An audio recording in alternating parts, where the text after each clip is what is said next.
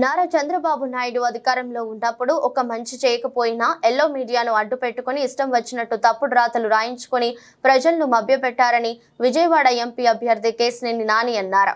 తప్పుడు రాతలు రాయించుకొని ప్రజలను మోసం చేస్తున్నాడని మండిపడ్డారు. ఇప్పుడు డేటా తీస్తే 2014 నుంచి 2019 వరకు చంద్రబాబు నాయుడు ఎంత ఇన్వెస్ట్మెంట్ ఇచ్చాడు. యాక్చువల్ గ్రౌండ్ అయినాయి.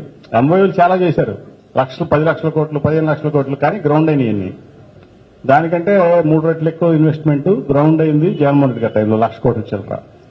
ప్లస్ గవర్నమెంట్ సెక్టర్లోనే సరే వాలంటీర్లు పక్కన పెడదాం. వాలంటీర్లు దాదాపు 2.5 లక్షల మంది ఉన్నారు.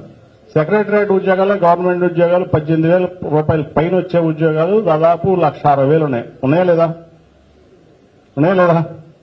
ప్లస్ కార్పొరేట్ సెక్టర్లో కానీ ఇండస్ట్రీలో కానీ 2 లక్షల ఉద్యోగాలు వచ్చినాయి. చంద్రబాబు నాయుడు గారి టైంలో డేటా తీయండి.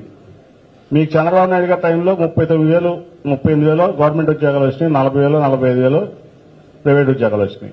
అంటే ప్లస్ ఇప్పుడు వాలంటీర్లు తీసుకుంటే హానరీ జాబ్ అయినా దాంట్లో 2 లక్షల మంది ఉన్నారు. దాంతో కలుపుకుంటే దాదాపు 6 లక్షల మందికి ఎంప్లాయ్మెంట్ క్రియేట్ చేసింది వైసీపీ గవర్నమెంట్.